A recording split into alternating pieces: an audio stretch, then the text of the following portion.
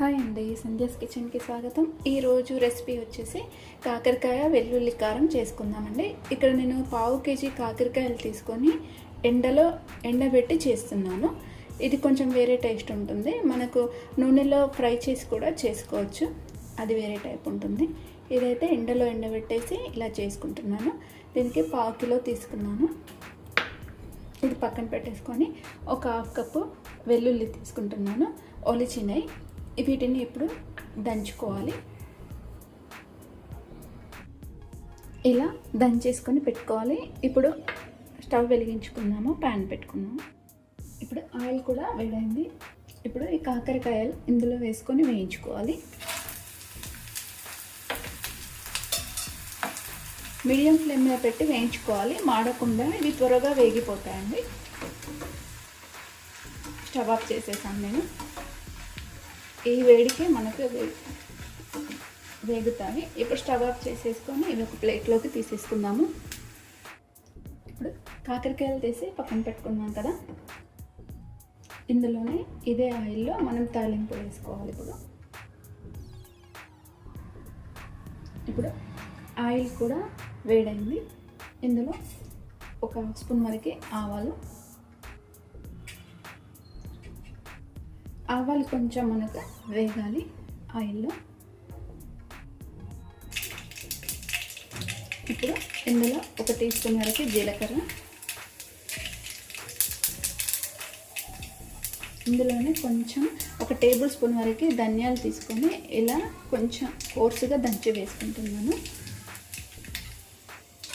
ఇప్పుడు మనం దంచి పెట్టుకున్న ఈ వెల్లుల్లి పేస్ట్ కూడా వేసుకోవాలి.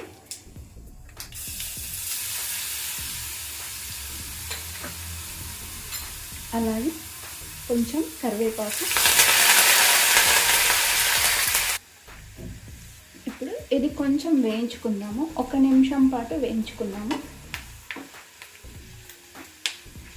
మీడియం ఫ్లేమ్ మీద పెట్టి వేయించుకుందాము, లేకపోతే వెల్లుల్లి అంతా కూడా మాడిపోతుంది.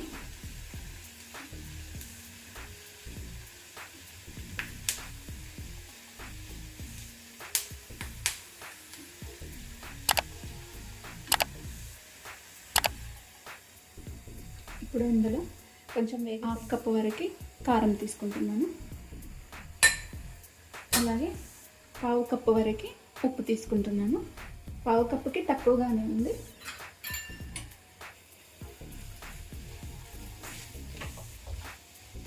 స్టవ్ మీడియం ఫ్లేమ్ మీద స్లో ఉంచుకోవాలి, లేదంటే మాడిపోతుంది మీరను.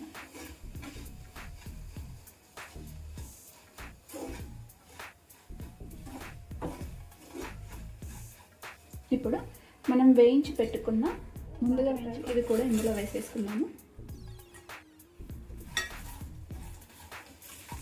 స్టవ్ ఆఫ్ చేసేసుకున్నాము. స్టవ్ ఆఫ్ చేసేసుకొని ఇదంతా కూడా ఈ కాకరకాయలకు పట్టే విధంగా ఒకసారి మంచిగా కలుపుకోవాలి.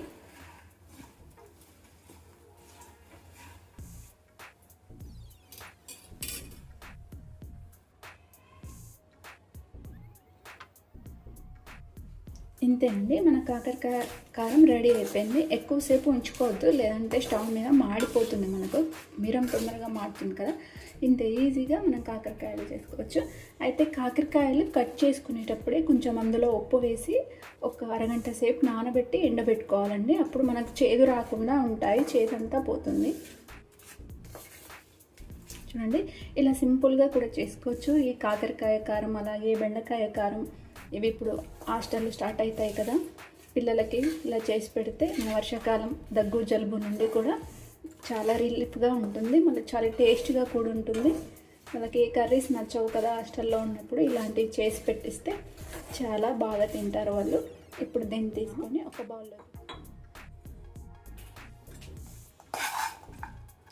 ఇది మనకు 2 months వరకు నిలువ అయితే ఉంటుందండి. ఒక్కసారి ఏమైనా ఉప్పు పడుతుందేమో చూసుకొని ఒకసారి కలుపుకోండి.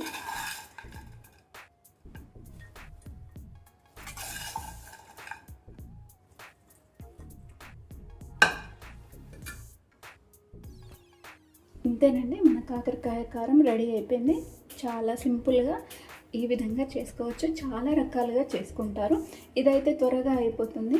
మీరు కూడా ఒకసారి ట్రై చేయండి. అలాగే లైక్ చేయండి, షేర్ చేయండి, నా ఛానల్ సబ్స్క్రైబ్ చేయండి. Thanks for watching.